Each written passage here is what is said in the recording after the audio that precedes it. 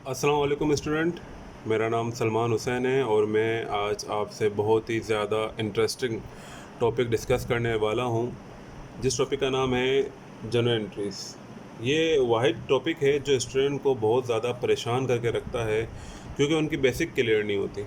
General entry एक ऐसा topic है कि अकाउंटिंग में इससे ज़्यादा इम्पोर्टेंट और कुछ भी नहीं।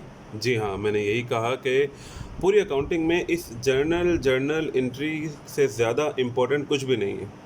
ना कभी आप इससे ज़्यादा इम्पोर्टेंट पढ़ेंगे, ना कभी कोई आपको पढ़ा सकता है।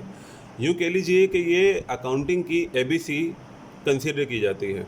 जिस तरीके से कार व्हील के बिना नहीं चल सकती, इंजन के बिना नहीं चल सकती, उस तरीके से अकाउंटिंग भी जर्नल एंट्री के कॉन्सेप्ट के बिना नहीं चल सकती। ठीक है, तो आए आज बात करते हैं हम मोस्ट इम्पॉर्टेंट टॉपिक के हवाले से, जो अक्सर हमारे स्टूडेंट को परेशान करके रखता है। अगर मैं आपसे बात करूं कि मेथड, ये कौन कौन से तरीके हैं जिससे हम अंडरस्टैंड कर सकते हैं, समझ सकते हैं एंट्री को, तो हमारे सामने दो मेथड आते हैं। एक आता है अकाउंटिंग इक्वेशन का, जो आपने पढ़ा होगा अक्सर अपने टीचर से कि एसेट्स बराबर होते हैं लायबिलिटी और प्लस इक्विटी या कैपिटल के। इसके थ्रू आप एनालिसिस करते हैं। एनालिसिस करने के बाद आप उस ट्रांजैक्शन को डेबिट क्रेडिट के ढांचे में डालकर एडजस्ट कर देते हैं और एंट्री आपकी बन जाती है। जो आप जनरल का कॉलम बनाते हैं, date, particular, PR, debit, credit. इसके अलावा एक और कॉन्सेप्ट है, ट्रेडिशनल कॉन्सेप्ट का नाम दिया है इसको, क्योंकि इसमें जो आ रहा है वो debit, what comes in debit, what goes out credit. जो आ रहा है उसे डेबिट कर दीजिए और जो जा रहा है उसे क्रेडिट कर दीजिए। ये दूसरा कॉन्सेप्ट आपके सामने आता है। लेकिन इन दोनों के पीछे जो बेसिक कॉन्सेप्ट है वो अक्सर हमारे स्टूडेंट मिस कर देते हैं। बेसिक कॉन्सेप्ट पे फोकस नहीं किया जाता। आज हम बेसिक कॉन्सेप्ट के बारे में ही बात करेंगे कि बेसिक कॉन्सेप्ट क्या होता है रूल ऑफ डेबिट क्रेडिट के पीछे, के जो रूल पढ़ते हैं आप डेबिट के, क्रेडिट के, उसके पीछे जो बेसिक कॉन्सेप्ट है वो क्या है, उसके बारे में हम आज बात करेंगे। स्टार्ट करते हैं हम बेसिक कॉन्सेप्ट से।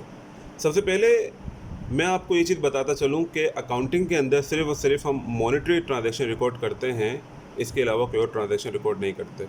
अब ये मॉनेटरी से आप परेशान नहीं होइएगा, ये वर्ड आपने सुना होगा शायद इकोनॉमिक्स के अंदर भी। मॉनेटरी से मतलब होता है मनी, पैसे। जी, हम सिर्फ पैसों की ट्रांजैक्शन रिकॉर्ड करते हैं, हम केजी की ट्रांजैक्शन रिकॉर्ड नहीं करते कि भाई हमने 200 केजी जो है वो फर्नीचर परचेज़ कर लिया, 200 केजी हमने लकड़ी परचेज़ कर ली तो उसको ट्रांजैक्शन बनाए, या हमने 400 डोज़न यानी कि दर्जन हमने जो है ये फ्रूट परचेज़ कर लिया, इसकी ट्रांजैक्शन बनाए। नहीं, बिल्कुल ट्रांजैक्शन नहीं बनेगी। ट्रांजैक्शन हमेशा बनेगी पैसों की।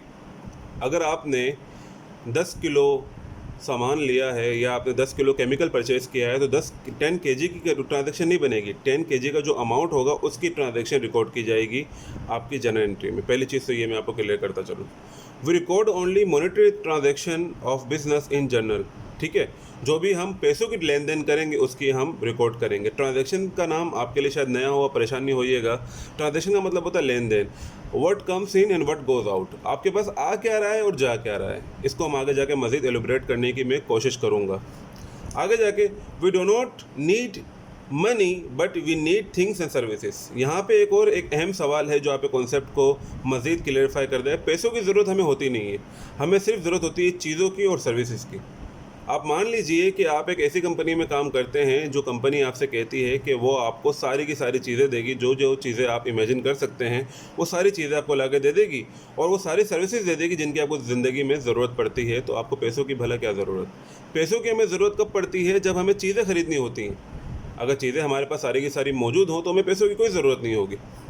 ठीक है, तो अब हम एक कॉन्सेप्ट को क्लियर कर चुके हैं कि पैसों की ज़रूरत हमें नहीं होती, हमें ज़रूरत होती है चीज़ों की और सर्विसेज की। ठीक है, अब आगे हम मज़ीद क्लियर करने की कोशिश करते हैं कि पैसे को मज़ीद एलिब्रेट करता हूं मैं कि money is a medium to exchange goods and services.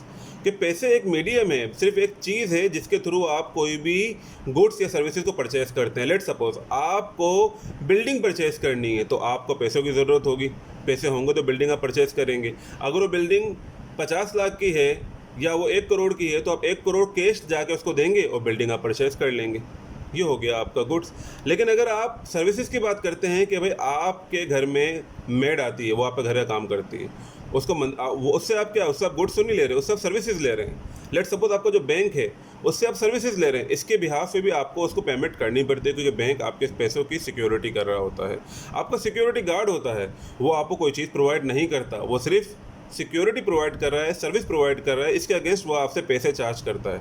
अगर आप उसके अगेंस्ट उसको पैसे नहीं देंगे तो वो कभी भी आपकी सिक्योरिटी नहीं करेगा, चाहे वो बैंक हो, चाहे वो सिक्योरिटी गार्ड हो, चाहे वो आपके घर की मेड क्यों ना हो, या आपके घर में जो रिपेयर कराने वाला आता है, रिपेयर करने वाला आता है, या एसी की फिटिंग करने वाला आता है, वो सबके सब आपको सर्विस प्रोवाइड कर रहे होते हैं। आगे हम इसको मज़ीद अगर समझने की कोशिश करें तो डबल एंट्री सिस्टम की तरफ इशारा होता है। डबल एंट्री सिस्टम से मुराद क्या होती है कि हम अपने ट्रांजैक्शन को दो हिस्सों में डिवाइड कर देते हैं। डिवाइड कैसे करते हैं? We divide our deal, deal मतलब ट्रांजैक्शन, डील या ट्रांजैक्शन एक ही चीज़ है। वी डिवाइड आवर डील और ट्रांजैक्शन इनटू टू पार्ट, दो पार्ट में हमने अपनी ट्रांजैक्शन को डिवाइड कर दिया, टेक और गिव, लेन और देन। टेक का मतलब लेना होता है, इसलिए मैंने इसका नाम लेन रख दिया। गिव का मतलब देना होता है, इसलिए मैंने इसको शॉर्ट में देन कह दिया।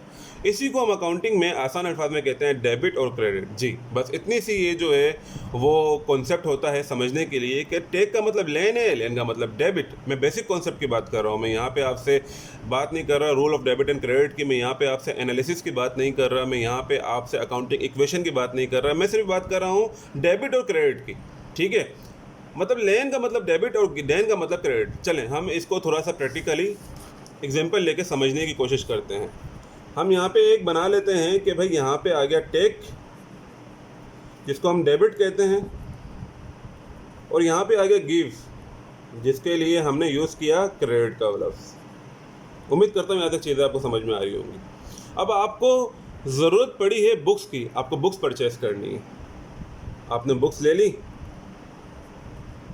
अब क्या बुक शॉप वाला आपको बुक्स फ्री में देगा? बिल्कुल फ्री में नहीं देगा, वो आपसे पैसे चार्ज करेगा। तो बदले में आपको उसको पैसे देने पड़ेंगे जितने की वो किताब होंगी। जैसा कि हमने डिस्कस किया कि पैसे सिर्फ और सिर्फ मीडियम होते हैं, पैसे इटसेल्फ कुछ नहीं है।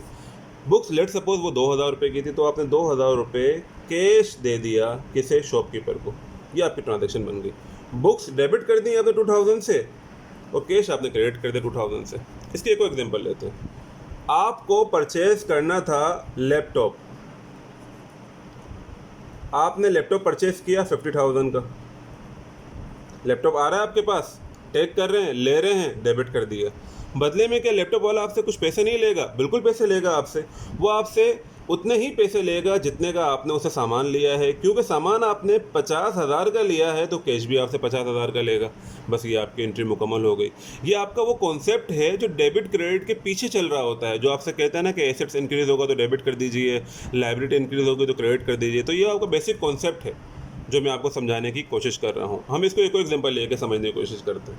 आपने फर्नीचर परचेस किया, आपने फर्नीचर परचेस किया, वो फर्नीचर आपने जो परचेस किया है उस फर्नीचर की जो कीमत है वो है 1,00,000 रुपये। आपने 1,00,000 रुपये का फर्नीचर परचेस कर लिया, बदले में फर्नीचर वाले को आपने कैश दे दिया 1,00,000 रुपये। जो फर्नीचर आया आपके पास, टेक किया है, वो डेबिट हो गया।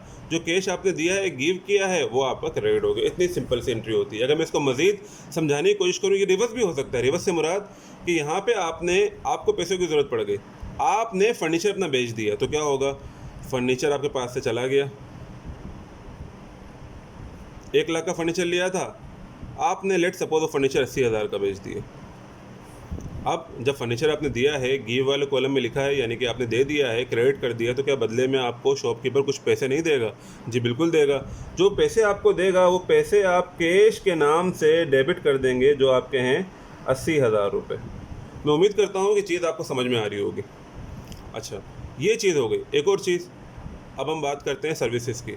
जो आप बिल पे करते हैं इलेक्ट्रिसिटी का, वो क्या होता है? वो आपकी सर्विसेज होती है।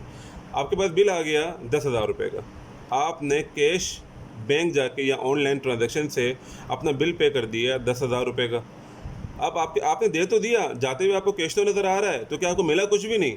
बिल्कुल आपको मिला है, आपको मिली है पूरे के पूरे 1 महीने की इलेक्ट्रिसिटी, जिसको आपने यूज़ किया घर के अंदर, आपने इस्तेमाल किया, जिसको हम कहते हैं इलेक्ट्रिसिटी बिल,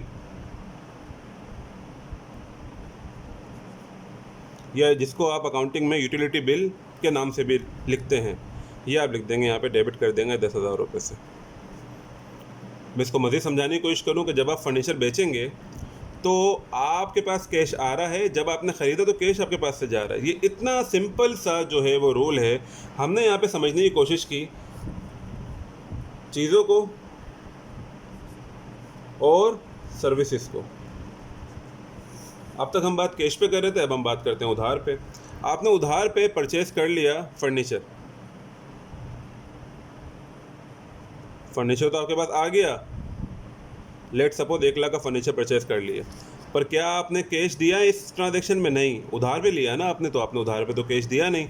तो यहाँ पे लेट सपोज आपने फर्नीचर लिया है AB फर्नीचर की दुकान से, AB फर्नीचर शॉप, इनका नाम आ गया।